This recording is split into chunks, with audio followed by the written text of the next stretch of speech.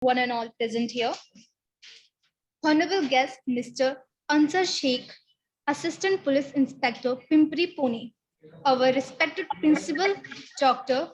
Ujjwala Sinde, ma'am, and all the teachers, students present here.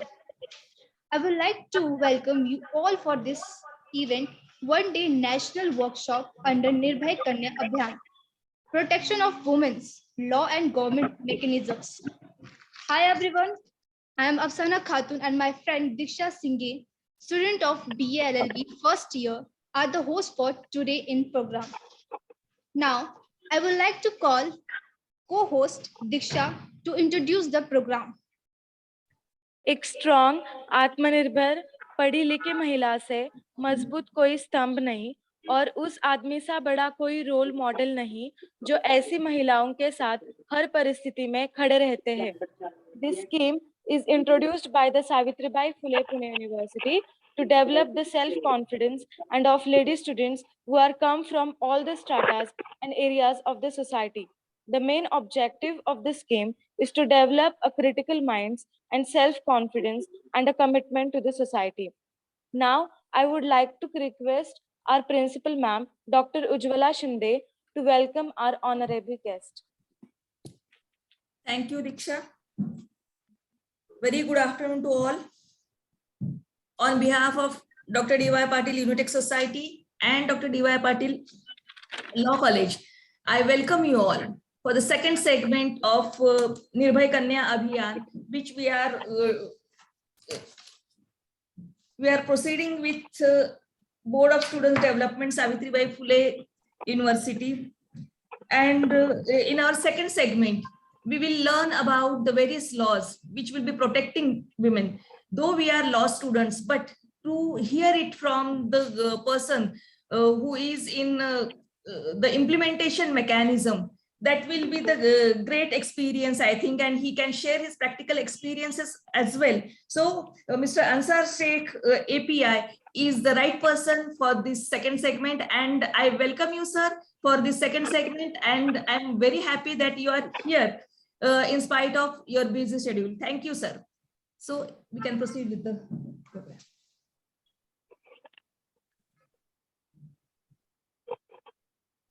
Hello. Thank you, ma'am, for your valuable words. Now, I would like to co-host Diksha to introduce our guest. It is indeed a pleasure to introduce today's guest, Mr. Ansar Sheikh sir. Sunshine is a welcome thing. It brings a lot of brightness. Like today we have with us Mr. Ansar Sheikh sir. On March 2012, Ansar Sheikh sir became Sub-Inspector of Police. In 2012 to 2013, because of his commendable work, he was appointed as a Special DCP at Pimpri Chinchwad Zone 3. During his tenure, he has taken action against big criminals like Prakash Sawan, Deva Devkar gang, Banya Waghere gang, and like many other criminals. Between 2013 to 2014, Sir had revealed 43 chain snatching crimes and had taken action on it. In 2015 till December, Sir was appointed as an Assistant Inspector of Police in Bribery Prevention Department, and during his tenure, Sir has also worked as State Distinguished Investigating Officer.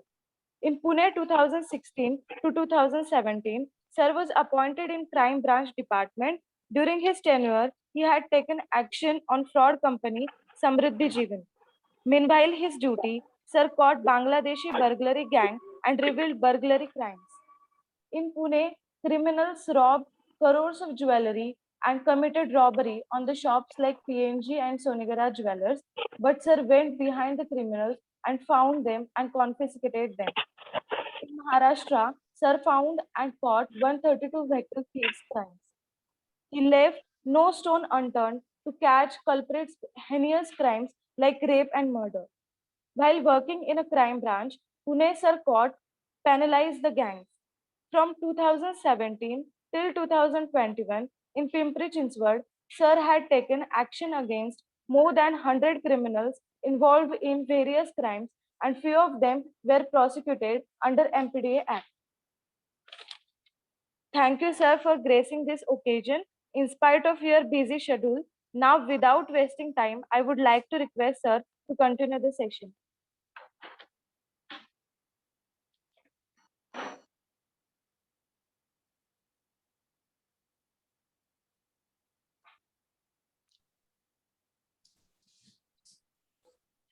Hello, Hello sir. can you hear me? Can you hear me? Yes sir. Hello, Yes. Hello sir. मैं शुरू करें? हाँ. Hello everyone, good afternoon. Good afternoon जय sir. Maharashtra. Jai Maharashtra. Hello, जय Hello. Maharashtra.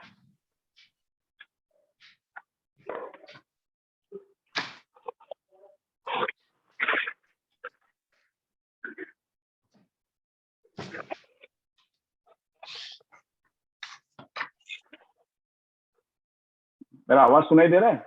Yes, sir. तो शुरू करें मैं? Yes, yes. Yes sir. आज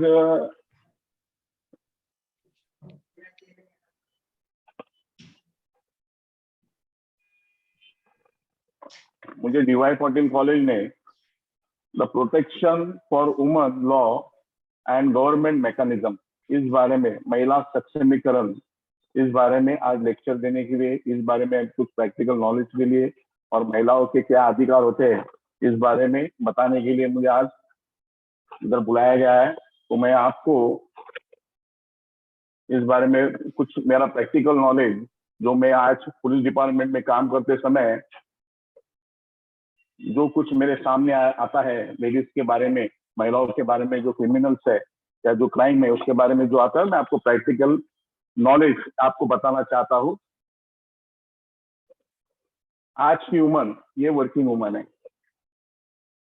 आज का दौर सोशल मीडिया का है।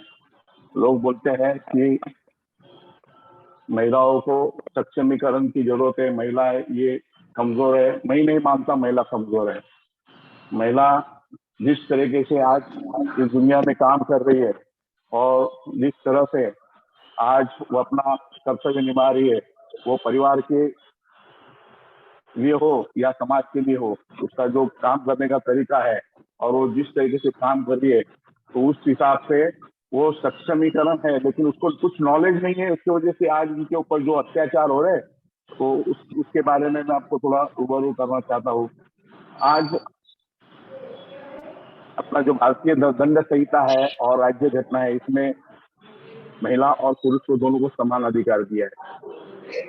भारतीय दंड संहिता कलम 10, जो IPC के तहत कलम 10 होता है, उसके अंदर दो ही जो चीजें है जो इसमें बताई गई है। एक पुरुष, जो कोई भी उम्र का पुरुष जाति का व्यक्ति, उसको पुरुष कहा जाता है, और कोई भी स्त्री जाति की व्यक्ति जो कोई उम्र की हो उसे स्त्री कहा जाता है। इसमें कलम 10 में इसमें इसका डेफिनेशन दिया है। तो भारत में और ऑल वर्ल्ड में दो ही चीजें मानी जाती है, पुरुष और स्त्री। तो लोग कहते हैं कि स्त्री को अधिकार नहीं, स्त्री को सक्षमीकरण करना चाहिए, स्त्री को सब कुछ, लेकिन स्त्री के जैसी पावरफुल व्यक्ति आज भारत में या जग में, इस वर्ल्ड में आपको नहीं दिखेंगे। जब महिलाएं अपना काम करते समय उनको इस चीज का नॉलेज होना चाहिए कि अपन क्या कर रहे हैं। आम्ही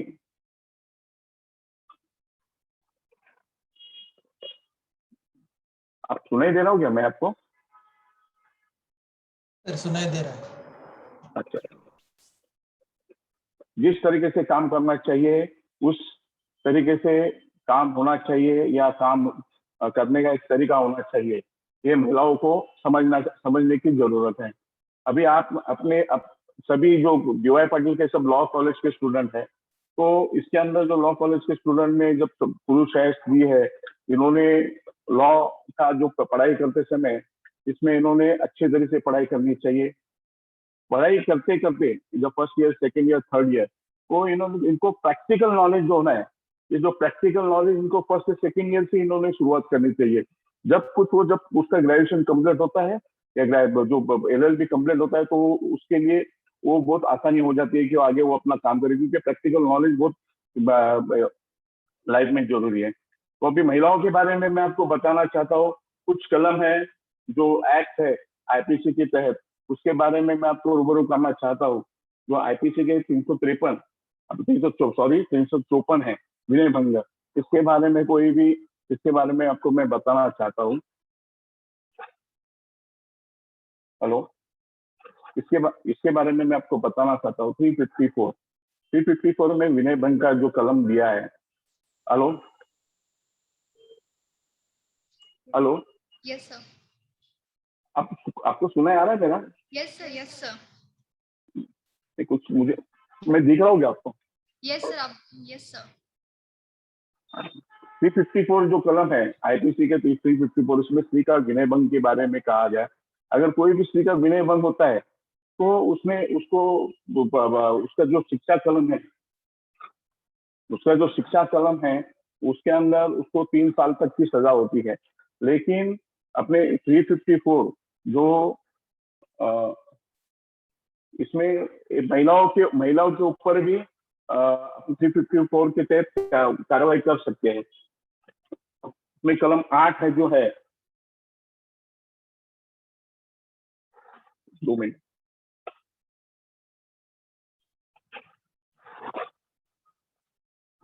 कलम 8 भारतीय दंड संहिता कलम 8 में जो तो ये सर्वनाम बोले तो जो सर्वनाम होता है, प्रोनाउंसिएशन, नाउन प्रोनाउंसिएशन जो होता है, तो का जो साधित शब्द होता है वो ती भी होता है।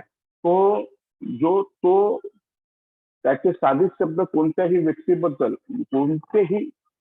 व्यक्ति के बारे में, अगर वो ती भी पुरुष असो या ती स्त्री असो, त्या संदर्भात इस संदर्भ में वापरने का अपने को अधिकार है। तो इसमें जो विनय भंग का जो कलम है, इसके अंदर ऐसा लिखा है कि लोग जो कहते हैं कि सिर्फ पुरुष पे ही विनय भंग का गुना दाखिल होता है, ऐसा नहीं, पुरुष स्त्रियों पे भी विनय भंग का गुना दाखिल हो सकता है। कलम 8 देखिए, 8 के अंदर आपको उसके जो डेफिनेशन है उसमें आपको मालूम गिरे। जो कुछ अमेंडमेंट जो 354 में हुए हैं, उसके अंदर 354A, 354B, 354C और 354D। तो इसमें जो महिलाओं का लैंगिक जो अत्याचार है, उसके अंदर 354A, अगर उसमें बच्चे पे कोई अत्याचार होता है तो पॉस्को एक्ट है कलम 8 जो उसके शिक्षा कलम है, इसमें उसके बाद अगर कोई किसी ने ये गुनाह किया है तो उसके अंदर वो कलम से कहते हैं उसके ऊपर कार्रवाई हो सकती है। तो 354B है जो शादी करने के लिए या कुछ उसके पीछे लग रहा है, जबरदस्ती कर रहा है कि मेरे से शादी कर, और जबरदस्ती करके उसको छेड़छाड़ कर रहा है, तो उसके वो ये 354B के तहत उसके ऊपर कार्रवाई कर सकते हैं। और फिर 354C जो है जो लैंगिक क्रीड़ा या जो कुछ अपन जो मियाँ बीवी अगर घर में हो या नहाते समय या कोई भी मॉल में अपन जाते हैं तो अपन उधर कुछ ड्रेस चेंज करते या कुछ ऐसे कुछ चीजें करते हैं कि उसका रिकॉर्डिंग करे या कोई झाँक के देखे, ताक के देखे, तो इस कलम के तहत उसके ऊपर कार्रवाई की जाती है 354C के तहत।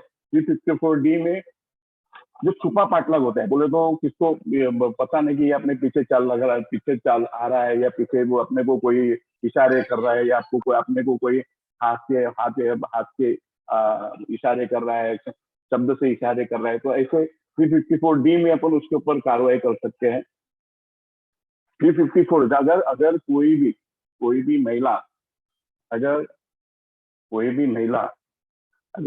भी महिला को कोई भी व्यक्ति या कोई भी इंसान अगर छेड़ना चाहता है या छेड़ रहा है, अगर उसको उसी वक्त अगर उसके कुछ ऐसे इलीगल चीजें अपने को सामने आ रहे तो उसके बारे में पुलिस के पास कंप्लेंट करना चाहिए। महिलाओं को बहुत से अधिकार ऐसे भी है कि महिलाओं के हर कंप्लेंट ये पुलिस डिपार्टमेंट लेता है और उसके ऊपर कड़ी से कड़ी कार्रवाई करती है। तो अब ये हो गया 354 के थे। और फिर 363 है जो अंडर 18 जो लड़के हैं, जो अंडर 18 बच्चे जो गायब होते हैं, तो उसके अंदर तो 363 के तो तहत कार्रवाई की जाती है, उसके ऊपर 7 साल तक उसको सजा है। अभी 366 है जो किडनैपिंग, जो इसमें शादी करने के लिए कोई भी स्त्री को जबरदस्ती शादी करने के लिए लेके भागे, तो उसके ऊपर 366 के तहत कार्रवाई की जाती है।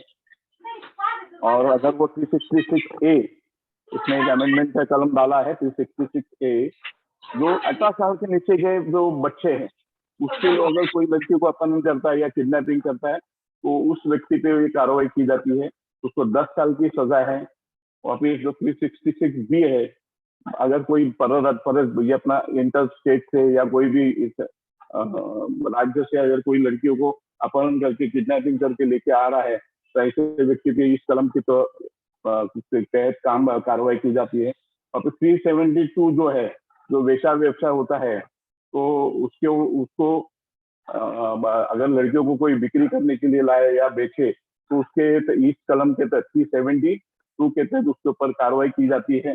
और 373 कोई व्यक्ति जो वेश्या व्यवसाय करने के लिए अगर कोई व्यक्ति लड़कियां या स्त्रियां जो महिलाएं अगर खरीदी करे तो उसको ये 373 की तहत उसके ऊपर कार्रवाई की जाती है। ये सब जो कलम है, इस कलम का जो लॉ के स्टूडेंट है, इस कलम का इसके बारे में रूबरू होना, उसके बारे में मालूमात रखना, उसके जो अमेंडमेंट है उसके बारे में मालूमात रखना, ये जरूरी है कि इसके से जो महिलाओं को जो प्रोटेक्शन दिया है वो प्रोटेक्शन की मालूमात अगर अपने को हो तो अपने पर जो भी कुछ आ रही है या जो भी कुछ अपने खिलाफ कोई कार्रवाई या कोई भी ऐसे कोई गलत चीजें कर रहा है तो अपने उससे प्रोटेक्शन ले सके। तो अब फिर उसके कलम आता है 375 रेप के बारे में इसमें बताया है। वापिस 376 उसके अंदर जो शिक्षा कलम है, जो पनिशमेंट दिया है 376 में, उसके अंदर एक अमेंडमेंट आया है 376 में। ए है, बी है, सी है और डी है। तो ए में 376 में ए में कोई भी ऐसा जो महिला है, जो दिल्ली निर्भया कांड जो हुआ है उसके अंदर ऐसा कोई भी महिलाओं के साथ या बच्चों के साथ, महिला लड़कियों के साथ अगर ऐसा कुछ रेप होता है तो उस रेप के वजह से अगर कोई महिला जख्मी हो या सीरियस हो या उसके वजह से वो मृत्यु अगर वो मरती हो तो इस कलम के तहत उसके ऊपर कार्रवाई की जाती है। इसको इसमें उसका शिक्षा कलम है, 20 साल तक उसको शिक्षा है या आजीवन तक कार्रवाई हो सकती है, उसको मृत्युदंड की भी कार्रवाई दी जा सकती है। जो निर्भया कांड, जो दिल्ली का निर्भया कांड हुआ है तो उसके अंदर इस कलम के तहत उसके ऊपर कार्रवाई की गई है। और 376B ये डाइवोर्स, जो अपने 376B में जो पति पत्नी है और उनका डाइवोर्स का काम चालू है और डाइवोर्स में वो अगर वो पत्नी के साथ अगर संबंध रखता है जबरदस्ती से तो इस कलम के तहत उसके ऊपर कार्रवाई की जाती है। 370C में जो है लोक सेवक व्यक्ति, जो लोक सेवक है, जो सरकारी यंत्रणा है, जो महिलाओं की सेवा करने के लिए, महिलाओं का काम करने के लिए, या हॉस्पिटल के जो कर्मचारी है, ऐसा कोई भी व्यक्ति अगर कोई महिला के साथ कोई जबरदस्ती करे, संभोग करे या कोई भी रेप करे तो उसके ऊपर इस 376C के तहत कार्रवाई की जाती है। 376D में जो गैंग रेप होता है, गैंग रेप जो निर्भया कांड जो हुआ है तो उसके अंदर 376A और 376B ऐसे दो कलम और कुछ कलमों का अंतर्भाव करके उसके ऊपर कार्रवाई की गई। उसमें गैंग रेप होता है, एक से अधिक जो अगर व्यक्ति कोई महिलाओं पे जबरदस्ती रेप या ऐसा कुछ करे तो उसके ऊपर इस कलम के तहत कार्रवाई की जाती है। इसके अंदर 20 साल तक की जो सजा है और आजीवन कारावास की शिक्षा इसमें दी गई है। इसमें तो और आपको अगर कुछ कलम बताया जाए तो उसके अंदर 377 है, इन नेचुरल सेक्स है, तो उसके अंदर अनैसर्गिक संभोग, उसके अंदर 10 साल तक की या आजीवन कारावास हो सकता है। और फिर अभी तो ज्यादातर जो तकलीफें है तो ये है शादीशुदा महिलाओं के बारे में कि शादी हो रही है, अगर शादी होने के बाद उसके पति और महिला जाय वेला अगर अपना पति और पत्नी में अगर कोई भी शादी होने के बाद मतमुता होता है या जो झगड़ा होता है तो इसके अंदर 398A 498 के तहत कार्रवाई की जाती, 498 के तहत कार्रवाई की जाती है। इसके अंदर तो शादी होने के बाद वो 7 साल के अंदर अगर महिलाओं को उसके पति, उसके रिश्तेदारों ने अगर उसको तकलीफ दी या कोई भी ऐसी कार्रवाई की जिसकी वजह से उसको जीना असह्य हो, और उसको तो इस कलम के तहत उसके ऊपर कार्रवाई की जाती है। इसके अंदर 498 में सुप्रीम कोर्ट के और हाई कोर्ट के ऐसे गाइडेंस आए हैं कि अगर गुना दाखिल हो रहा है 498 ए के तहत, 498 ए के तहत अगर कोई गुना दाखिल हो रहा है तो उसके पति या पत्नी उसकी पूरी इंक्वायरी करें। डीसीपी अगर उनको अरेस्ट करना है तो डीसीपी की परमिशन ले या कोर्ट की परमिशन ले। After court permission, after DCP साहब के परमिशन से आप इनके ऊपर अरेस्ट का कार्रवाई कर सकते हो। तो 498 का ये एक ऐसा ये अमेंडमेंट सुप्रीम कोर्ट ने दिया है कि इस बारे में इसका कुछ गलत इस्तेमाल कुछ लोगों ने करके पूरे परिवार को तकलीफ देने का काम इस कलम में किया जाता था, ऐसा सुप्रीम कोर्ट हाई कोर्ट के कुछ जजमेंट्स आए हैं। तो उस वजह से इसमें 498 में अगर कोई कुछ कार्रवाई करनी है तो उसके ऊपर उसको अपनी नोटिस देना पड़ा। 41D 41A 1A के तहत उनको एक नोटिस देनी पड़ती है, इंक्वायरी को बुलाना पड़ता है और चार्जशीट के साथ उनको हाजिर करना पड़ता है। तो ये ऐसे जो कुछ चीजें हैं, तो ये सब चीजें का अपने को नॉलेज होना चाहिए। तो उसके अंदर वापिस ये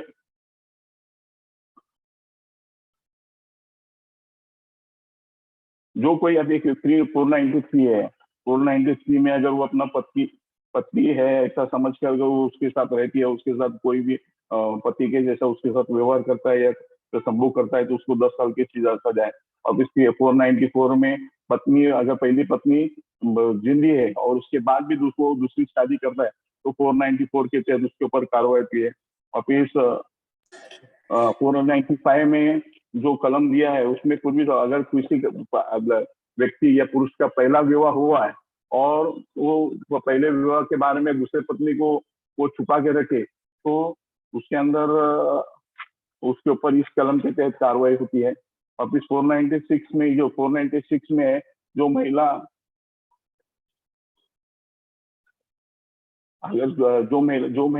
महिला के साथ अगर किसी को शादी नहीं करनी है लेकिन उससे जबरदस्ती शादी करे या वो नशे में है या ऐसे कुछ जो फिल्म में बताई जाती है कि अगर वो उसके कोई भी हीरोइन को विलन को हीरोइन पसंद है और उसकी शादी उसको नशे में या उसको कुछ ऐसी चीजें खिला के उसके साथ शादी की जाती है तो ये जो फिल्म में जो जैसे दिखाया जाता है तो इस 496 का जो एक्ट है इसके तहत उसके ऊपर कार्रवाई की जाती है। 497 जो परगमन है, पर स्त्री के पर कोई स्त्री या पुरुष एक में पति पत्नी है और दूसरा व्यक्ति जो पुरुष है उस महिला के साथ संबंध रखता है तो 497 के तहत उसके ऊपर कार्रवाई होती है। अगर 498 में है वो अगर को किसी की पत्नी है ये मालूम है तो उसको भगा के लेके जाना, ये 498 के तहत ये सब जो है इसके ऊपर आपको मैं ये बताने का कारण है कि इसका नॉलेज होना आपको जरूरी है। कलम जो एक्ट है जो LLB के स्टूडेंट हो तो इस बारे में आपको जो महिलाओं सक्षमीकरण या महिलाओं के ऊपर जो अत्याचार होने वाले हैं इसके बारे में आपको ये सब जो एक्ट जो इसके बारे में आपको मालूम होना चाहिए। फिर है IPC के तहत 509 है 509 जो है जिसमें स्त्री का विनय भंग है। एक 354 ABCD दिया है और 509 इसमें बहुत सा अंतर्भाव है। अगर 509 में ऐसा है कि कोई भी शब्द या कोई भी चीज या कोई भी ऐसी जो हरकत है तो जो सामने वाले स्त्री को या महिलाओं को या जो को लड़की को वो दिखाई जाए या सुनाई जाए या उसके कानों में उसको ऐसे कुछ चीजें उसको दिखाई देखने के बाद उसको शर्म आए तो इस कलम के तहत उसके ऊपर 509 के तहत उसके ऊपर कार्रवाई होती है। तो आपको इस बारे में जो IPC के तहत जो कलम आपको मैंने बताया ये IPC के बारे में जो महिलाओं के और जो अत्याचार होते हैं तो उसके ऊपर ये कार्रवाई उस तरफ से उस हिसाब से जो लैंगिक जो बाल गुने बच्चों लोग के बारे में भी एक्ट कुछ गवर्नमेंट ने तयार किए। उसमें लैंगिक अपराधापासून बालकाचे संरक्षण जो बोलो तो बालकाचे संरक्षण जो बच्चे लोग के लिए पॉस्को एक्ट जो 2012 वो एक्ट के तहत भी अपनी कार्रवाई कर सकते हैं। उसमें भी कुछ प्रोग्राम दिए है जो महिलाओं के बारे में कुछ नियम गवर्नमेंट ने फेवर में जो बना के दिए है तो उसका यूज करना और उसके बारे में मालूम होना ये भी जरूरी है।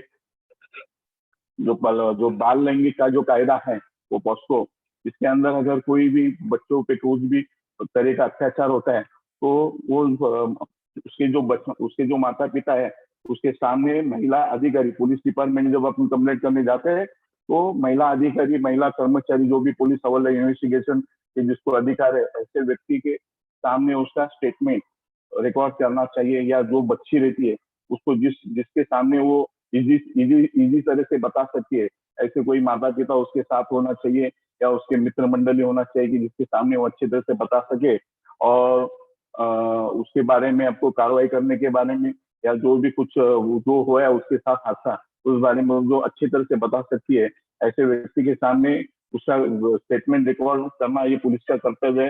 लेकिन रिकॉर्डिंग तो पुलिस रिकॉर्ड जो करेंगे वो महिला अधिकारी या महिला कर्मचारी के सामने होना चाहिए। और इस पॉस्को के जो केस में है तो ये जो भी इन्वेस्टिगेशन जो करना है ये पुलिस अधिकारी, महिला पुलिस अधिकारी नहीं करना चाहिए। उसके बारे में जो कुछ उसका जो चार्जशीट है उसको 60 दिन के अंदर भेजना चाहिए और फिर उसको विशेष न्यायालय है तो विशेष न्यायालय के सामने उसकी सुनवाई होती है।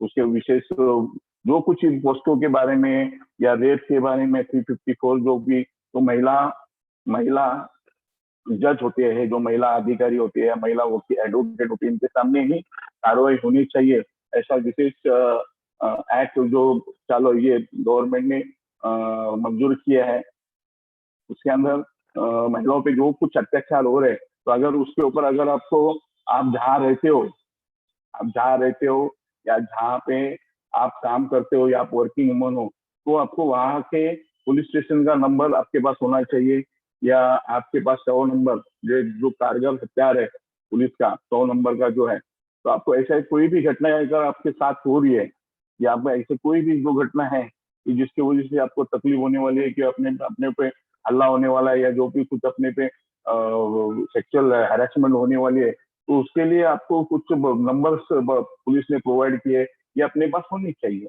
एक 100 नंबर है 100 डायल 100। आपको अगर ऐसा कोई भी लग रहा है कि आपके पर कोई हल्ला ये होने वाला है या कोई छेड़ रहा है या बदतमीजी होने वाली है या कोई ऐसा ग्रुपिंग तो आपने इस नंबर का यूज करके पुलिस प्रोटेक्शन लेना चाहिए। फिर महिलाओं के हेल्पलाइन में 1091 है, 1090 है। जो क्राइम अगेंस्ट वुमेन सेल जो है वो दिल्ली में वो उसके ये सब चीजें उसको अटैच किए गई है तो उसका यूज होना चाहिए। आज की जो वर्किंग वुमन में आज जो काम करते समय अगर उसको कोई भी तकलीफ आ रही है तो अपने जो खास फ्रेंड है, अपने जो स्थानिक पुलिस स्टेशन का नंबर या जहाँ से आप सफर करते हो या जहाँ तक आप जाने वाले हो उस सब चीज के बारे में आपके पास मालूमात होना चाहिए। उसके बाद ही आप सफर करें कि जिससे आपको कोई भी धोखा ना हो।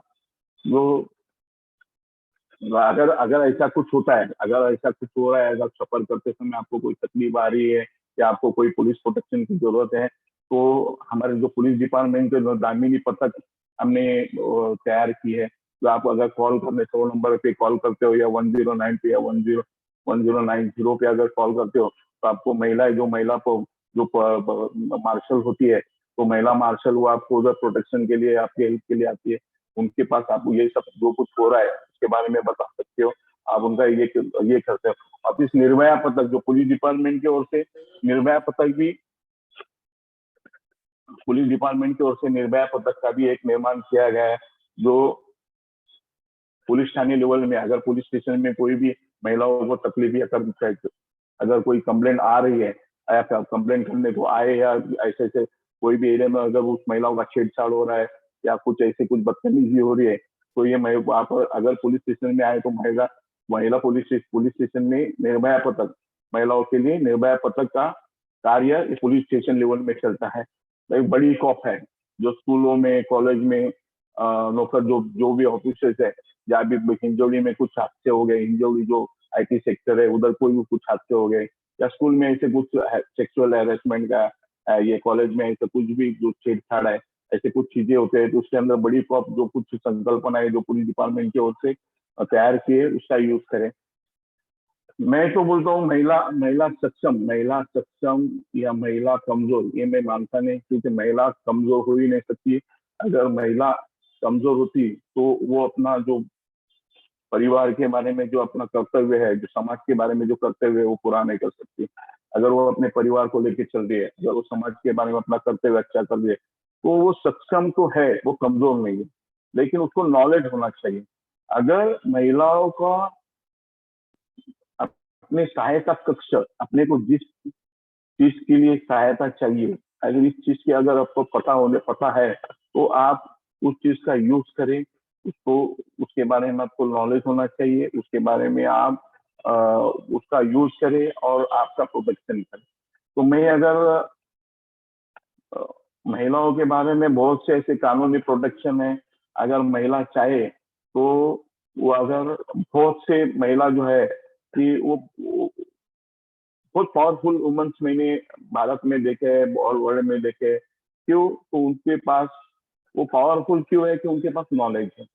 अगर नॉलेज है तो आप ये यंत्रणा है, जो पुलिस डिपार्टमेंट है, महसूल विभाग है, जो कुछ यंत्रणा लीगल जो गवर्नमेंट की जो भी यंत्रणा है, वो आपको आप उसको यूज कर सकते हो, और यूज करना मालूम हो तो आप पावरफुल नेचुरली बनते हो, तो आप तो सक्षम हो। सिर्फ आपको नॉलेज होना चाहिए कि किस चीज को कहाँ यूज करे, किस चीज का कैसा यूज करे, और किसके ऊपर कैसी कार्रवाई करे। अगर इस बारे में आपको अगर नॉलेज आ रहा है, अगर नॉलेज पता है, तो आपको ये सब चीजें करने के लिए आसानी होगी, और आप आपका खुद का प्रोटेक्शन करें।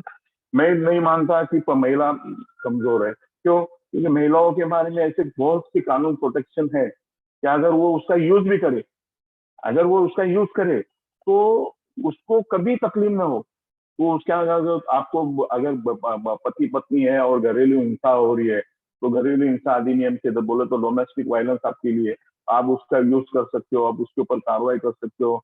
अगर आप उसका, अगर आपको पति के साथ आपको रहना नहीं है, तो आप उसका जो कुछ है मंथली मेंटेनेंस आप उसके पास से डोमेस्टिक वायलेंस के अधिनियम के तहत आप मांग सकते हो, या रहने का प्रोटेक्शन मांग सकते हो, या कोर्ट का प्रोटेक्शन ले सकते हो, कि जिसकी वजह से जो पति अगर पत्नी को तकलीफ दे रहा है, या कुछ भी उसको ऐसे कुछ हैरेसमेंट कर रहा है कि जिसकी वजह से उसको जीना उसका असह्य हो, तो ऐसे कुछ जो चाहिए, तो इस कलम के और जो एक्ट है डोमेस्टिक वायलेंस, इसका यूज करें।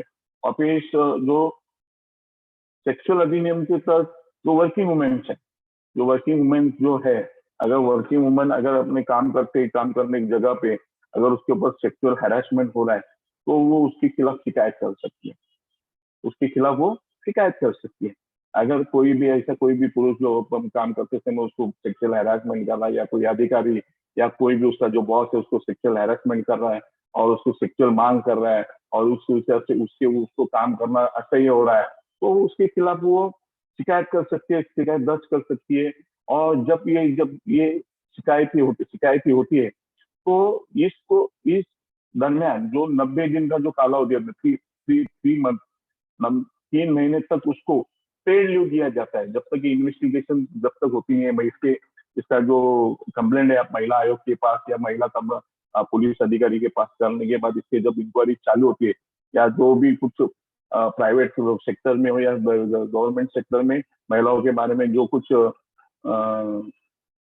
विभाग हो, महिलाओं के प्रोटेक्शन के बारे में कुछ विभाग है, उनके इधर आप कंप्लेंट करने के बाद इसकी जो इंक्वायरी होती है, उसमें जो कुछ कालावधि होता है या 90 दिन तक उस महिलाओं को पेड लीव दिया जाता है। पेड बोले तो उसका कोई भी पगार काटा नहीं जाता, उसको 90 दिन तक उसको छुट्टी मिलती है, और उसका इन्वेस्टिगेशन जब तक चल रहा है उसको विदाउट पेमेंट, बोले तो जो पेमेंट जो आपका उसका कट नहीं होता, और उसको लीव मिलती है। और फिर महिलाओं के बारे में जो अभी ये है कि पुरुष प्रधान देश होने की वजह से ज्यादातर जो भ्रूण हत्या होती है, कि उसका जो सोनोग्राफी करके अगर महिला प्रेग्नेंट है, सोनोग्राफी कर रहे हैं, उसके अंदर वो बच्ची है, लड़की है, तो उसकी भ्रूण हत्या करो। इस बारे में कुछ अधिनियम है, उसका आप यूज कर सकते हो, उसके ऊपर इस कलम की ओर कार्रवाई कर सकते हो। वापिस अगर कोई कंप्लेंट है, या कोई भी महिलाओं पे कोई अत्याचार हो रहा है, या उसके ऊपर कुछ तरीके का अत्याचार हुआ, रेप हुआ, या 354 के तहत उससे विनय भंग हुआ, या जो बच्ची है फिर अगर अंडर 18 साल के है, उनके ऊपर कोई भी ऐसा कुछ तकलीफ हुई है, उनके बारे में ऐसा विनय भंग या रेप का कुछ तो उसकी जो गोपनीयता है, उसकी नाम जो उसका नाम और उसकी जो गोपनीयता रखने की जिम्मेदारी एक्ट से कुछ अधिनियम बनाए, कुछ नियम दिए है गवर्नमेंट ने मीडिया को और पुलिस डिपार्टमेंट को या लॉ डिपार्टमेंट को, तो यू ओपन ना करें। अभी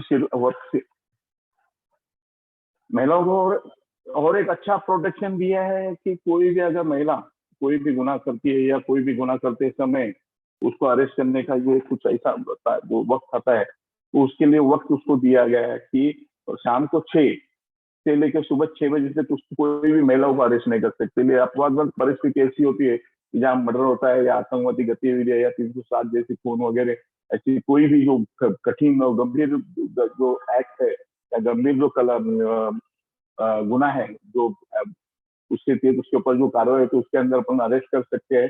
अगर बिफोर 6 के पहले 6 के दिन सुबह 6 से लेकर शाम के 6 बजे तक उसके ऊपर कार्रवाई हुई तो उसको माननीय कोर्ट के सामने हाजिर करना चाहिए। तो अगर आपको 6 के बाद अगर कोई भी अपवाद परिस्थिति में उसको अरेस्ट करने का आदेश करना है तो आपको फर्स्ट पहले दर्जे के जो मैजिस्ट्रेट है उनका परमिशन होनी चाहिए। उसके परमिशन के बाद ही आप उसको अरेस्ट कर सकते हैं। इतना पावरफुल प्रोडक्शन ये है।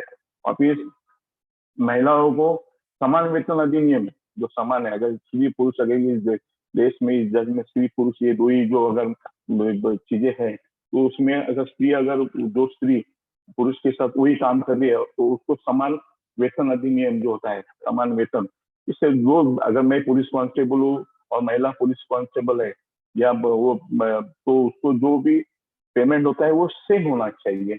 उसमें कोई भी ऐसी ये नहीं होना चाहिए कि वो महिला है और उसको कम, ऐसा ही नहीं। उसमें समान वेतन अधिनियम के तहत 1976 एक्ट जो है वो तैयार किया है, उसके तहत काम करेंगे तो वेतन भेदभाव नहीं होना चाहिए। और फिर मैटरनिटी जो है महिलाओं के जब सरकारी या खासगी इसमें जब डिपार्टमेंट में आप काम करते हो तो मैटरनिटी जो बेनिफिट्स है एक्ट है तो उसके तहत उसको 26 हफ्ते तक पेड, तो 26 हफ्ते है तो पेड उसको बोले तो पगार उसका काटा नहीं जाता, उसको पेड लीव दी जाती है, उसको छुट्टी दिया जाती है। अगर कोई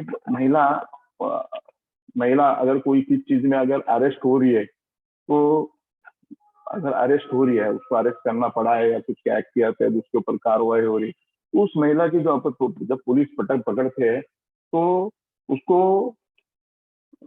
मेडिकल उसके हर हर जो अपराधी होता है उसकी मेडिकल जांच होती है। तो उसी तरह महिला आरोपी की भी मेडिकल जांच होनी चाहिए, लेकिन उसकी वो मेडिकल जांच वो महिला जो डॉक्टर है उसके और उस महिला डॉक्टर के साथ सामने ही होनी चाहिए। उसको कोई पुरुष डॉक्टर या जो जेंट्स डॉक्टर होंगे वो नहीं जांच करेंगे, उसके लिए महिला डॉक्टर ही उसके सामने उसकी जांच होनी चाहिए।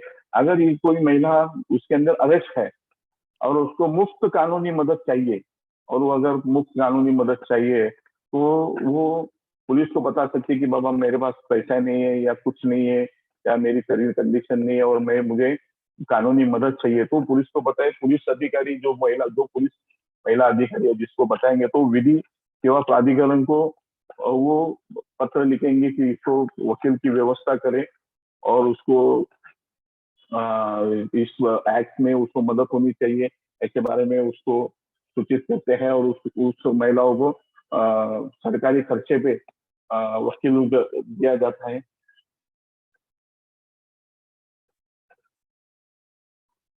फिर ऑफिस जो आज के जो दौर में आज पिताजी की माताजी का जो प्रॉपर्टी है जो भी संपत्ति का जो वाद चल रहा है जो पुणे पिंपरी चिंचवड़ में मैंने ज्यादा देखा है कि इधर माता पिता के नाम से की जो प्रॉपर्टी है जब दो बच्चे लोग महिला या बच्चे बहने ऐसे जो लड़ाई करते हैं और उसके बाद जो कुछ उनके केस जो सिविल केस का परसेंटेज आज जो कोर्ट में पड़ा हुआ वो ज्यादा है तो उसके अंदर उनको महिलाओं को भी समान जो संपत्ति का अधिकार है। अगर वो माता पिता का वो संपत्ति है तो अगर वो लड़का हो या लड़की हो उसको संपत्ति का अधिकार समान दिया है। अब इस मेंटेनेंस के जो मैंने आपको बताया कि डोमेस्टिक वायलेंस में अगर उसको उसके बच्चे को और उसको अगर उस एक्ट के तहत अगर कार्रवाई की है तो वो अपने पति के पास डोमेस्टिक एक्ट मेंटेनेंस की मांग कर सकती है। और सरकारी ऑफिस, मैंने जो आपको कहा कि जो अगर कोई महिला अपराधी जिसको जिसकी अगर को पैसे नहीं है, या कोई भी ऐसी कोई भी व्यक्ति है जो पैसे जिसको सरकारी खर्चे पे वकील की जरूरत है, तो वकील वो मांग सकती है। तो ऐसे कुछ जो एक्ट है इसके बारे में आपको इसका मालूमात होना चाहिए। और मैं अभी आपको थोड़ा सा अलग इसमें मैं जो प्रैक्टिकल नॉलेज है, आज मैं अगर पुलिस स्टेशन में जब काम करता हूँ तो मेरे पास ऐसे बहुत से कंप्लेंट आते हैं कि जिसके बारे में मैं थोड़ा सा ये आज जो भी अपनी महिला है, जो भी बच्चे हैं, लड़कियां हैं, जो अपना करियर सेटअप करने के इसमें कि उनका उम्र होते हैं, उम्र होने के बाद उनकी शादी का प्रॉब्लम चालू होना सकते, तो मैट्रिमोनियल साइड में वो लोग एप्लीकेशन करते हैं। फिर मैट्रिमोनियल साइड में एप्लीकेशन करने के बाद अगर कोई लड़के के साथ उनको अगर वो पसंद आता है तो उनके साथ बातचीत वगैरह ऐसी कुछ चीजें होती है, और बहुत से ऐसे संबंध बढ़ जाते हैं कि सामने वाला लड़का के बारे में कुछ मालूमात, उसके बारे में जो कम नॉलेज होता है उसके बारे में कुछ उसको मालूमात नहीं होती, ज्यादा मालूमात नहीं कर लेते। फिर क्या है कि बाबा घर वाले सब पीछे लग रहे और समाज में सब रिश्तेदार पीछे लग रहे, कभी शादी करेंगे। तो जो महिला लड़की के ऊपर जो टेंशन होता है, तो उसके वो टेंशन में तो ऐसा कोई भी डिसीजन लेती है कि मेट्रोमोलियन जो शादी का जो साइड है उसके अंदर वो जाती है, उसके अंदर वो कुछ जो एक्सेप्ट अच्छे कोई लड़के है, बुरे लड़के है, उसके बारे में उसको पूछताछ नहीं होते, उसके बाद साथ वो शादी करने का सोचती है या उसके साथ वो बातचीत करना चालू करती है।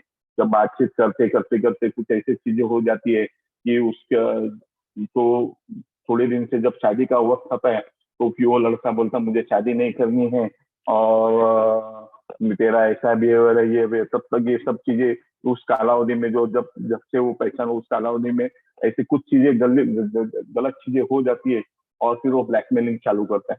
अगर उसके साथ उसको शादी नहीं करनी है तो फिर उसको कुछ भी चीजें से वो उसको दूर करता है, लेकिन उसका सब चीजें का उसके पास अगर वो पैसा भी लेके बैठा होता है या उसका कुछ भी जो कुछ सुख होता है उसके पास से सुख लिया लेके बैठा रहता है। तो ऐसी सब चीजें के बारे में थोड़ा सा मैं महिलाओं को या बच्चियों को थोड़ा रूबरू करना चाहता हूँ कि जब भी मेट्रो जो महिलाओं का जो शादी करने का शादी मेट्रो इसमें आपको उस टाइम जब आप ये करेंगे फोन करेंगे तो उसके बाद अपने बारे में ज्यादा मालूमात ना रखें।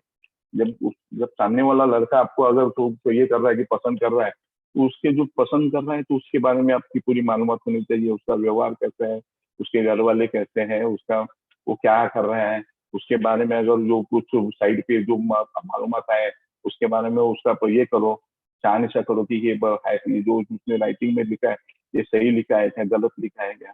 अभी मैं जब निगड़ी पुलिस स्टेशन में काम कर रहा था तो एक नाम नहीं बता था, ये चार्टर अकाउंट लेवल की थी जो उम्र होने की वजह से उसके माता पिता का टेंशन की वजह से इस साइड में गए, उसने लड़के के साथ पहचान होगी और ऐसे कुछ 40-40, 50-50 लाख रुपए का ट्रांजेक्शन हुआ और फिर मालूम गिरता है कि वो लड़का फ्रॉड था और उसने ऐसे बहुत से लड़की को तो वो जो कम से कम 100-125 लड़कियों के साथ उसने ऐसे फ्रॉड किया था, उसने उनके साथ संबंध बना के रखे थे, उसने उसके साथ इलीगल शादी करा के रखी थी। ऐसा कि आपने जस्ट बैक 4-5 महीने पहले अपने पढ़ा होगा ये कोई भी न्यूज़पेपर में ये ऐसे ऐसे फ्रॉड व्यक्ति को पकड़ा है। तो फिर बाद में जो कुछ तकलीफ हो गई वो लड़की को और बहुत से जो हमने जो दाखिल गुने में हमने जिस लड़की को हमने इन्वेस्टिगेशन किया उस सभी लड़की का जो भी प्रॉब्लम हमने सुना तो अच्छा नहीं है। जब अपन तुम्हें तो ऐसे जो शादी की जो साइड है इसमें अपना इतना ही चीजें अपनी मालूमात देनी चाहिए कि जितना सामने वो लोग समझे, और जब सामने सामने आते हैं तो कोना फ्रेंड तुम सामने सामने आ रहे हैं, सामने सामने उसकी मालूमात हो रही है, अपने माता पिता उसके घर पे जा रहे हैं, उसके माता पिता अपने घर पे जा रहे हैं, आजू बाजू वालों से उसकी मालूमात कीजिए और उसके बारे में थोड़ी जानकारी कीजिए, उसके बाद ही उसके साथ कोई भी आगे के संबंध बढ़े हैं। जब शादी होती तो ठीक है, लेकिन शादी के बिफोर से पहले ऐसे कोई भी चीज ना करे या कोई भी व्यवहार ना करे या कोई भी ऐसी चीजें ना करे कि जो उसमें आप तकलीफ में आए। ये ऐसी चीजें आज आज की तारीख में हमारे पास पुलिस स्टेशन में जब हम काम करते हैं तो ऐसे बहुत से कंप्लेंट हमारे पास आ जाते हैं। वापिस साइबर साइबर के बारे में मैं थोड़ा आपको रूबरू करना चाहता हूँ। ज्यादातर महिला सक्षम है, महिला पावरफुल है, महिला कमजोर में, ये तो मैं मानता हूँ, लेकिन महिला है इस साइबर में क्या ऐसी चीजें है कि साइबर ये जो गुना है उसके अंदर ज्यादातर फ्रॉड वही महिलाओं के होते हैं। ऐसा क्या चीजें है या क्या कारण है कि जिसकी वजह से आप सामने वाले पे इतना विश्वास रखते हो और आपका खुद का बैंक अकाउंट खाली करते हो, उसके बारे में मेरा दिमाग अभी तक नहीं चला कि क्या कारण है कि आप इतना सामने विश्वास रखते हो। ये ज्यादातर आईटी सेक्टर की महिलाएं हैं, ज्यादातर अपने घरगुती जो अपने ये है, तो यूपीआई तुम्हारा जो भी सोशल मीडिया पे जो कुछ होते हैं ऐसे सब चीजें पे ज्यादातर महिलाएं उसके अंदर तकलीफ में आई है और उसके ऊपर फ्रॉड आए, उनके साथ गलत कुछ होता है, उनके साथ पैसों का फ्रॉड होता है, कुछ ब्लैकमेलिंग होती है, ऐसे बहुत सी चीजें हैं। तो इसके बारे में मैं थोड़ा आपको बताना चाहूंगा। जब भी आप सोशल मीडिया आप यूज करते, ज्यादातर ये सोशल मीडिया का दौर है, सोशल मीडिया के दौर में मैंने जो सोशल मीडिया जितना अच्छा है उतना घातक भी है, और जितना आप उसको अच्छे तरह से यूज करेंगे उतने आपका माइंड आपको नॉलेज मिलेगा, और जितने आप केयरलेस तरीके से आप उसको यूज करेंगे उतना आपको उससे धोखा होगा, उतना आपको उससे तकलीफें ही बढ़ेंगी। तो सोशल मीडिया जितना अच्छा है उतना बुरा है। मैं आपको हमेशा मैं ये आपको कहूंगा कि आपका प्रोफाइल जो भी व्हाट्सएप का हो या फेसबुक का जो भी आपका फोटो का जो है वो क्लोज होना चाहिए, कि कोई भी व्यक्ति जो आपका फ्रेंड बने या उसका वो आपके फ्रेंड लिस्ट में से या आपके जो गैलरी है फोटो गैलरी में से आपका फोटो सेव करे या उसको ये करे, तो ये ऐसे सब चीजें उसमें आपका प्रोटेक्शन होना चाहिए। सोशल मीडिया में ज्यादातर मैंने देखा है कि महिलाएं कोई भी प्रोग्राम हो, शादी हो, ब्याह हो या कोई भी छोटा मोटा बर्थडे का प्रोग्राम हो या कोई भी जो भी ऐसी चीजें जो फेसबुक पे उसको डाली जाती है, फेसबुक पे अगर उसके ऐसे फोटो को बारे में जो डालने के बाद या व्हाट्सएप में अपना जो इसमें प्रोफाइल में डालते हो, तो ये बहुत से ऐसे जो फ्रॉडी लोग होते हैं, जो आपने देखा है कि आज बहुत से फ्रॉडी लोग जो बैठे हैं,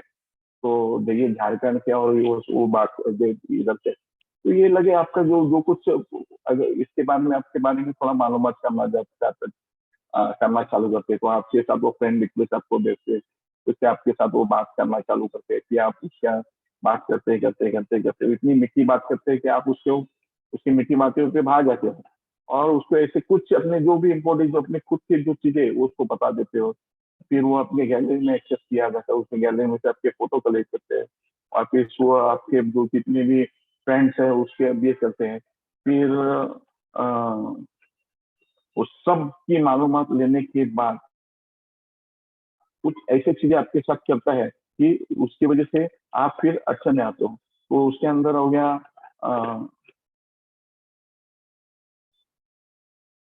साइबर में जो फिर हैकिंग का चीज है, और फिर तुम्हारा जो क्लोनिंग होता है, और फिर ये सब चीजें जो है ये आप इस को बलि पड़ते हो, तो इसके बारे में थोड़ा सा आप रूबरू होना जरूरी है कि अपनी जो मालूमात है व्हाट्सएप पे या फेसबुक पे ये आपने ज्यादातर शेयर ना करें, कि ज्यादातर आपके जो फैमिली प्रोग्राम की जो फोटो है वो ना डाले, फेसबुक पे लाइव ना करे, या फेसबुक पे अगर डाल रहे हो तो उसको ऐसी की लगाओ कि जो आपका कोई भी फोटो या कुछ भी चीजें वो ना ले सके, या व्हाट्सएप पे आप जो चैट करेंगे उसमें अंदर थोड़ा संभाल के, जो अननोन फ्रेंड है उसका रिक्वेस्ट जो है, जो फेसबुक पे मैंने देखा होगा अननोन फ्रेंड्स बहुत आते हैं, वो एक बार आपके पास फ्रेंड रिक्वेस्ट देने के बाद अगर फेसबुक पे आपका एंट्री हो जाता है तो आपके जितने भी फ्रेंड्स है उसके बारे में आप वो मालूमात कर सकते हैं, आपके जितने भी जो रिश्तेदार है उनके बारे में मालूमात कर सकते हैं। वो ऐसे स्पूफिंग है, क्लोनिंग है, हैकिंग है, ऐसे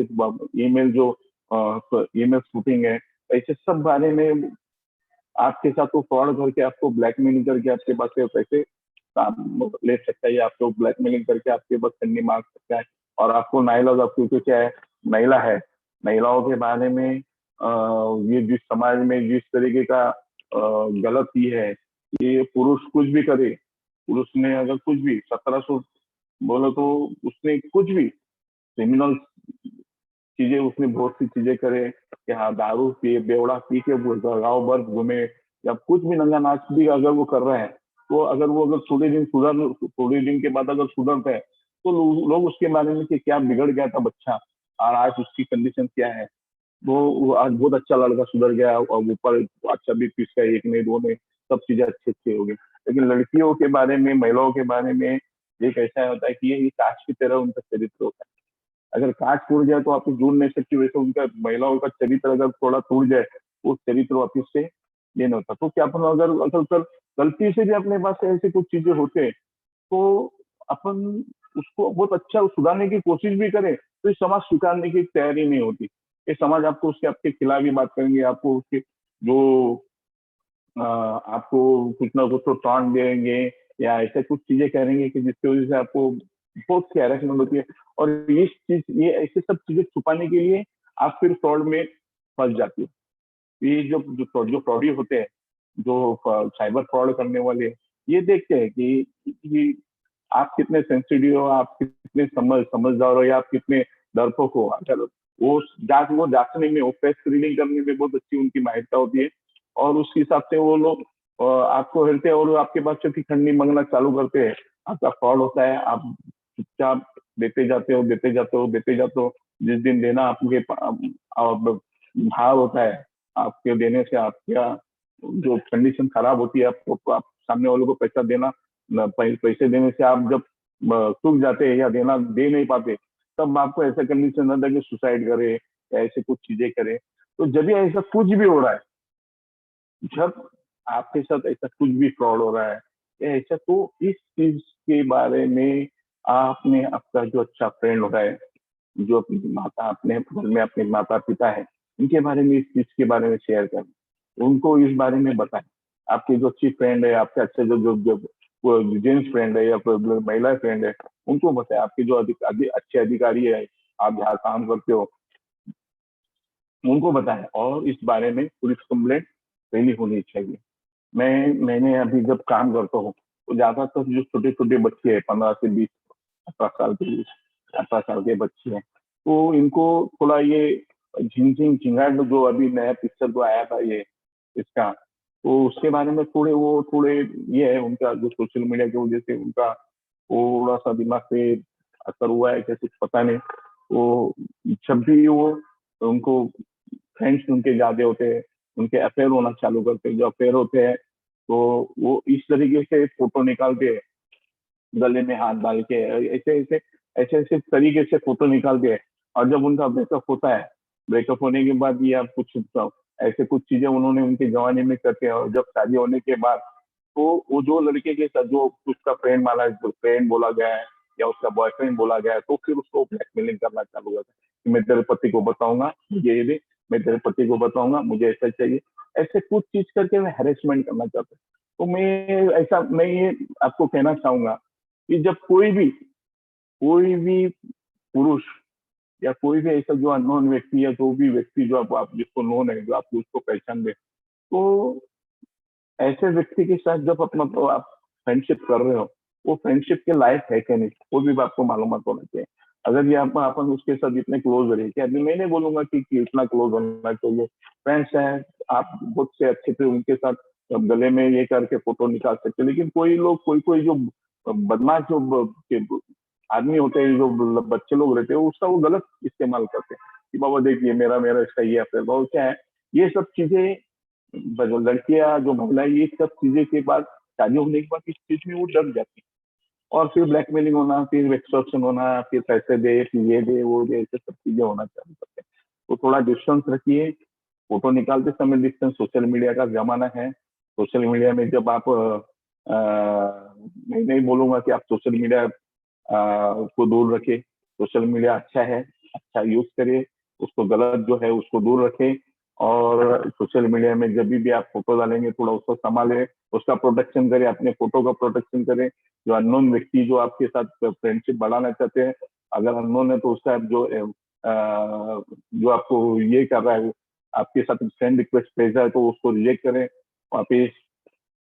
अगर आपके साथ कोई भी अत्याचार हो रहा है, अगर आपको कोई सेक्सुअल हैरेसमेंट कर रहा है, या आपको कोई ऐसे ऐसे जगह से ऐसे चीजें टच कर रहा है, या आपको कोई भी ऐसा विनय भंग के बारे में या कोई भी छेड़छाड़ या कोई भी ऐसी चीजें हो रही, तो उस बारे में अपने इमीडिएटली पुलिस के पास जाके कंप्लेंट ऑन करनी चाहिए। कैसा है कि कोई भी प्रॉब्लम बाद में बड़ा प्रॉब्लम क्रिएट होने के बाद अगर आप पुलिस के पास जाते हो तो आपको बहुत सी चीजें फिर वो आपके मुंह बहुत सी चीजें में आपको फिर तकलीफ होना चालू करती है कि कंप्लेंट करे या ना करे, कंप्लेंट करे या ना करे। इस दुविधा में आप पड़ जाते हो। तो जब भी कोई भी लड़का या कोई भी ऐसा व्यक्ति आपको फर्स्ट टाइम जब ऐसी चीजें करे तो उसको उधर ही रोके। आप उसको उधर ही रोके। जब आप उसको उधर रोकेंगे या फर्स्ट टाइम में आप उसको रिप्लाई देंगे कि बाबा ये जो चीजें जो कर रहा है ये गलत है और ये गलत है, अगर इसके बारे में अगर दूसरी बार आपने किया तो आप पे मैं पुलिस कार्रवाई करूंगी।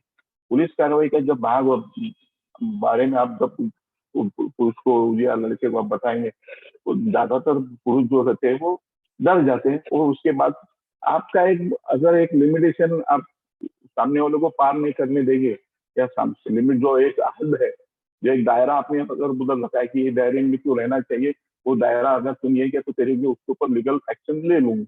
अगर ये जब सामने वालों को मालूम गिरेंगे तो आपके साथ कोई भी बदतमीजी से पेश नहीं होगा, कोई भी व्यक्ति आपका विनय भंग नहीं करेगा, कोई भी महिला अत्याचार करने के लिए सोचेगा, कोई भी व्यक्ति जो है ये आपको हैरेसमेंट, सेक्सुअल हैरेसमेंट या तुम्हारा जो भी फ्रॉडी है, ठगी है, किडनैपिंग है, तो सब चीजें से आप आपका खुद का प्रोटेक्शन खुद कर सकते हो।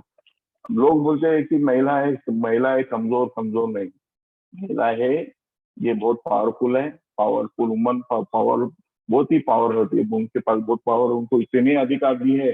अगर सिर्फ उनका यूज होना, उसको कैसे यूज करे, इस एक्ट कौन से एक्ट का कैसा यूज करे, इस बारे में अगर उसको मालूमात या जानकारी हो और उसने वो यूज करना चालू करेंगे तो वो पावरफुल। आपके अगर इंडिया में देखेंगे तो इंदिरा गांधी जैसे लोग हैं, प्रियंका गांधी जैसे लोग हैं, चित्रा वाघ जैसे लोग हैं, क्योंकि कुछ महिलाएं जो तृप्ति देसाई जैसे कुछ लोग हैं, बड़े बड़े एडवोकेट्स हैं कि ये जो महिला, ये भी महिला है आपके जैसे, ये भी महिला है। लेकिन इनको क्या है, इनको जो मैंने आपको अभी बताया जो एक्ट है, जो महिलाओं के बारे में एक्ट है, जो पॉस्को एक्ट है, जो तुम्हारा डोमेस्टिक वायलेंस है, वहाँ पे समानता अधिनियम है, या राज्य घटना है, या सीआरपीसी है, आईपीसी है, पॉस्को एक्ट है, इस सब के बारे में थोड़ा सा थोड़ी सी कुछ चीजें उनको मालूम होने की वजह से अगर उनके ऊपर या उनके सामने और उनके कोई भी बंदे पे ऐसा हाथ आ रही है तो उससे वो विरोध करना चालू करते हैं। और इसकी वजह से आज पूरी दुनिया उनको डरती है। क्यों डरती है? कुछ बदमाशी नहीं करती है, लेकिन जब भी बात करेंगे लीगल बात करेंगे, जब भी कार्रवाई करेंगे लीगल कार्रवाई करेंगे। और लीगल कार्रवाई करने की वजह से आज लोग उनसे डरते कि बाबा अपन इधर कुछ बदमाशी करेंगे तो अपने पे कार्रवाई होगी। तो मैं ही तो बोलूंगा कि हर महिला ने, हर लड़कियों ने, हर जो अबला है, जो खुद को अबला मानती है, मैं तो नहीं मानूंगा कि मैं वो अबला है, लेकिन मानती है कि मैं अबला हूँ, ऐसे हर महिलाओं ने हर चीज का नॉलेज होना चाहिए। अगर अपने को अपने एरिया आप जहाँ रहते हो, अगर आपने सोशल मीडिया का भी यूज अच्छे तरह से किया, अगर आपको अगर कुछ नॉलेज है 100 नंबर का, 100 नंबर का, 1091 का, 1090 का, अगर आपको नॉलेज है और आपके 100 मीटर के दायरे में आपके रहना, आप जहाँ रहते हो या आप जहाँ काम करते हो, ऐसे दायरे में कोई भी बदमाशी कर रहा है, कोई महिलाओं के साथ या किसी चीज से, ये कोई भी बदमाशी हो, मारामारी हो या महिलाओं के बारे में अत्याचार हो या कोई भी हैरासमेंट हो या सेक्सुअल हैरासमेंट हो, तो ऐसी चीज में तो आप उसका यूज करके उसके ऊपर प्रतिबंधक लगा सकते हो और महिलाओं पे होने वाले अत्याचार आप उसको रोक सकते हो। तो ये मैं आपको कहूंगा कि इसके नॉलेज लेना जरूरी है। आप लॉ के स्टूडेंट हो, फर्स्ट टू थर्ड ईयर, जब भी आप भविष्य में जब एलएलबी आपका जो है, आपका जो ग्रेजुएशन पूरी होने के बाद आप वकील बन जाओगे, तो वकील में आप जब काम करेंगे तो ज्यादातर आपको ये सब चीज का नॉलेज, पढ़ाई होना ये बहुत जरूरी है। पढ़ाई बोलो तो आपके पास पढ़ाई का नॉलेज होना, और नॉलेज आने के बाद आपको उसका प्रैक्टिकल नॉलेज रहना। जितना प्रैक्टिकल नॉलेज करेंगे उतना नॉलेज आएगा। पढ़ाई करो, नॉलेज लो, नॉलेज लेके प्रैक्टिकल करो, प्रैक्टिकल से आपको नॉलेज। द प्रैक्टिकल नॉलेज और थ्योरेटिकल नॉलेज में इतना फर्क है कि प्रैक्टिकल नॉलेज जो किताबें है उसका जो उसकी पढ़ाई और प्रैक्टिकल की पढ़ाई, इसमें बहुत जमीन आसमान का फर्क है।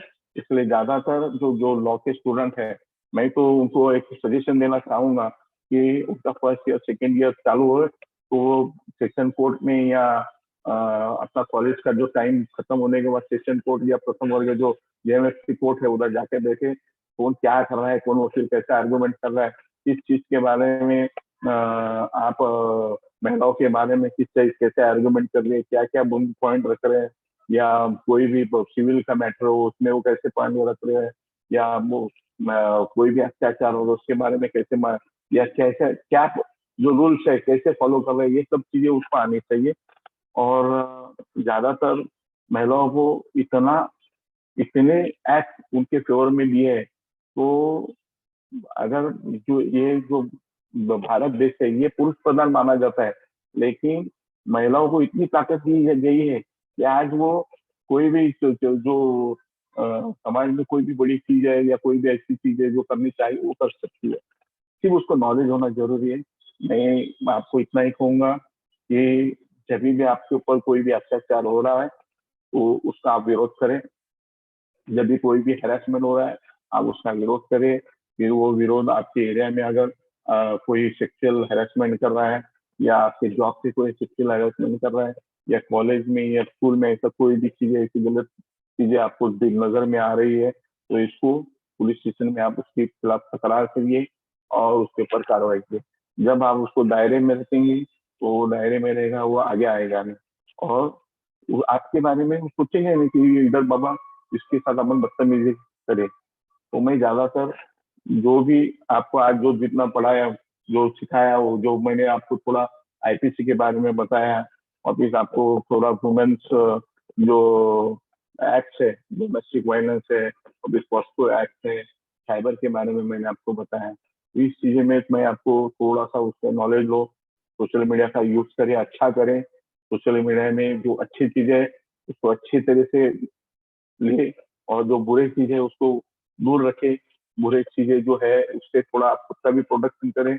और अगर कोई भी ऐसी गंदी चीजें आपको कोई सोशल मीडिया में आपको फॉरवर्ड कर रहे हैं तो उसको जब तक आप फॉरवर्ड नहीं उसको सोच समझ के इलीगल एक्ट में आ रहा है क्या, इसमें कार्रवाई हो सकती है, तो ऐसी चीजें उसको डिलीट करें और ग्रुप एडमिन को इंटीमेट करें। या फेसबुक पे ऐसा कोई भी व्यक्ति आपको अगर कुछ गलत करे तो उसका रिक्वेस्ट ना ले या उसको ब्लॉक कर दे।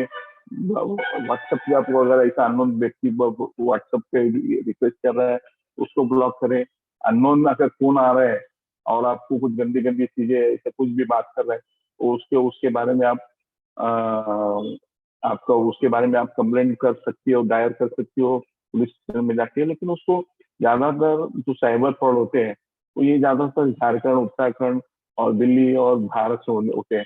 उसके वजह से क्या होता है कि छोटी छोटी चीजें में आप कंप्लेंट देने के लिए ये वो जाना नहीं, पुलिस स्टेशन में क्यों जाना है, तो जान दो लोग क्या बोलेंगे, तो लेकिन जाना चाहिए। अगर आपको नहीं जाना है तो उस नंबर को जैसे जैसे अननोन नंबर आ रहे हैं अब आपका फोन का ब्लॉक करिए। ब्लॉक करने से आपको एक ही फायदा होगा कि उस नंबर से आपको वापस फोन नहीं आएगा या दूसरा आ रहा है तो ऐसे ब्लॉक करते रहो। जब तक आप ब्लॉक करना चालू करेंगे तब आपको अननोन फोन आना बंद हो जाएंगे। तो आज मैंने महिला सक्षमीकरण के बारे में आपको जो कुछ मालूमात दी है, तो जब भी कॉलेज में अगर कोई लाइव ये हो तो मैं आपके सामने आऊंगा और आपको इससे अच्छे तरह से ज्यादातर मैं इंस्पेक्टर शेख हूँ, मैं शेख हूँ, मुस्लिम हूँ, लेकिन हिंदी में जो बिहार यूपी जो मध्य प्रदेश की जो हिंदी है और महाराष्ट्र हिंदी में बहुत फर्क है। तो थोड़ा हिंदी में मैं कुछ किधर भूल हुई वो माफ कीजिए। मैं मराठी में अच्छी तरह से बात कर सकता हूँ। जब भी मैं आपके सामने आपके कॉलेज में आऊंगा अच्छे तरह से मराठी में आपको लेक्चर दूंगा और आपको अच्छी तरह से रूबरू करूंगा। अगर आपको कोई इस बारे में कोई क्वेश्चन है तो आप मुझे पूछ सकते हो। सर मला एक विचारायचं आहे, की आमच्या मुलांना आता जसं तुम्ही म्हणालात की कोर्टामध्ये सेकंड इयरला किंवा थर्ड इयरला जाऊ द्यावं, पण मला असं माझी अशी इच्छा आहे की मुलं सेकंड इयरला थर्ड इयरला जेव्हा जातात तेव्हा पोलीस स्टेशनची सुद्धा त्यांना माहिती व्हावी. म्हणजे आपण जसं पोलीस इंटर्नशिप म्हणतो ना, की तुम्ही जसं एखादा चोरीचा माल पकडता तर मुद्देमाल कशाला म्हणतात, चार्जशीट कशा रीतीने फाईल केली जाते, तर हे आमच्या मुलांना बघायला मिळेल का? म्हणजे आम्ही ग्रुपनी तुमच्याकडे पाठवू. मी तुम्हाला एवढंच सांगेन की कुठल्याही आता हे तुम्ही जो LLB केलं किंवा डॉक्टरी करणार आहे किंवा तुम्ही डेंटल करणार आहे किंवा सायबर लॉ करणार आहे, कॉम्पिटिशन एवढं वाढलेलं आहे. ज्या वेळेला तुम्ही तुमचं LLBचं वर्ष पूर्ण करून तुम्ही जेव्हा बाहेर जाणार तर तुम्हाला वकिली करून परत 4-5 वर्ष तुम्हाला प्रॅक्टिकल नॉलेज करावं लागणार, त्यानंतर तुम्ही तुमची प्रॅक्टिस चालू करणार. तर ज्या वेळेला तुम्ही LLB करणार LLB आप करेंगे तो पहिल्या वर्षापासून आपण प्रथम आपलं LLBचा जो स्टुडंट आहे त्याचं कनेक्शन कोर्टाशी तिथे पोलिसांनी आणलेले रिमांड रिपोर्ट्स आहेत. ज्या वेळेला पोलीस 2 ते 3 वाजेच्या दरम्यान पोलीस रिमांड असतात, जेव्हा पोलीस रिमांड आल्या त्यावेळेला तुम्ही तिथे असणे गरजेचे आहे. तुम्ही पोलीस रिमांडच्या वेळेला तिथे काय ते रिमांडमध्ये काय मागणी करता किंवा अपोजिट सरकारी वकील कसं मागणी करतं किंवा प्रायव्हेट जो खाजगी वकील कसा मागणी करतो या संदर्भात तुम्हाला माहिती भेटते. त्यानंतर तुमचे ट्रायल्स आहेत, ट्रायल्स मध्ये तुम्हाला ट्रायल्स कशी घेतात या संदर्भात माहिती, ज्या कोर्टाच्या ज्या काही कामकाजाची पद्धती आहेत त्या तुम्हाला तिथे माहिती पडतात. आणि पोलीसच्या ज्या संदर्भात आहे की मुद्देमाल कसे घ्यावे किंवा मुद्देमाल कशी घेतली तर काय घेतली या संदर्भात तुम्ही एखादं पोलीस स्टेशनला करू शकता की तुम्ही पोलीस स्टेशनच्या सिनियर PIना भेटून वगैरे किंवा सुप्रिटेंडंट ऑफ पोलीसला किंवा डिसिप्लिन्सला भेटून की आम्हाला त्याच्या पोलीस स्टेशनला जी कारवाई होते मुद्देमाल जप्तीची किंवा जी मुद्देमाल कशी जप्त केला जातो त्याचा ठेवण कशी केली जाते, मुद्देमाल कारकूनची काय कारवाई असते किंवा तुम्ही चार्जशीटचे जे क्राईम कारकून असते तुम्ही त्या क्राईम कारकून मध्ये कशा प्रकारे त्याची ठेवण ठेवता आणि ते तुम्ही गुन्ह्याचे चार्जशीट कशी पाठवता, त्यानंतर तुमचे स्टेशन डायऱ्या कशा होतात, या सगळ्या गोष्टीचं नॉलेजही असणं गरजेचं आहे. एक चांगला वकील बनायचं असेल तर तुम्हाला या पोलीस स्टेशनचंच पहिलं काम बघायचं, नंतर कोर्टाचं. या 2 स्टेशन तुम्हाला करावं लागणार आहे. पोलीस स्टेशनला तुम्ही अर्धा 1 तासाचं एक स्टेशन घ्यावं लागणार, तिथं कमीत कमी जाऊन नॉलेज घ्या, आपल्या ओळखीच्या व्यक्तीकडनं तुम्ही नॉलेज घ्या. आणि दुसरं स्टेशन आहे तुम्हाला कोर्टात जाऊन या ज्या प्रॅक्टिकल नॉलेज आहेत याचं तुम्हाला नॉलेज भेटणार.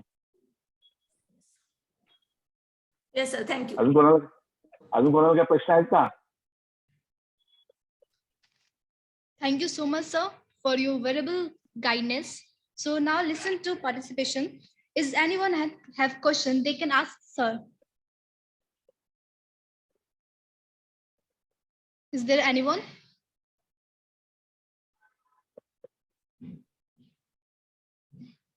Okay, thanks. Thank you so much, sir. Now I would like to call open Ajit Gadwale, sir, for word of the thanks.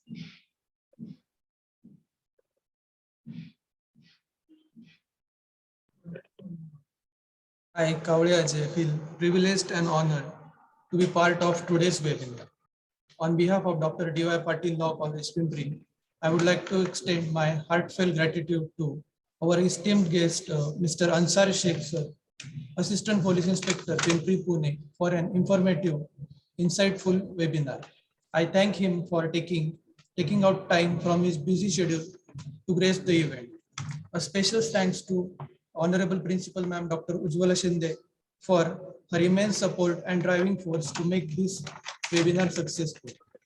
I must thank management of Dr. D.Y. Patil Unity Society for always supporting and guiding us. I must thank organizing team, volunteers for working hard for the past few days to make this webinar successful. Finally, I would like to thank all the participants for making the time to be with us today and helping us to make this event a grand success. Thank you. Thank you one and all. Thank you.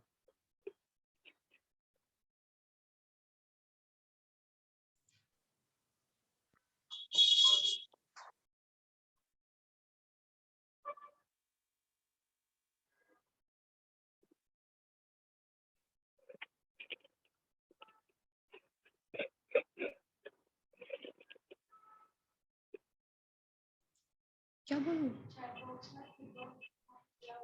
PDF form देख।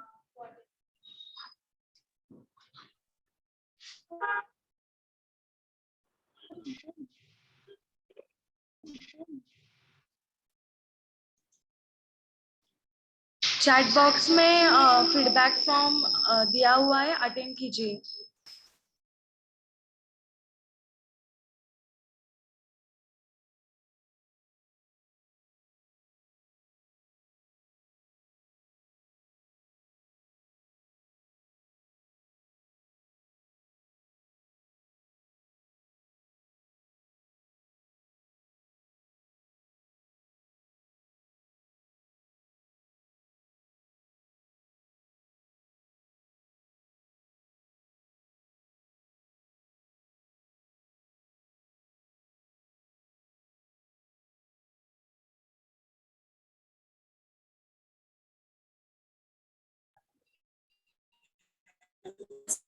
Network आ गया। मैं चुप गई थी, दिख नहीं रही थी, सच में नहीं दिख रही थी। ठीक है, मैंने चेक किया।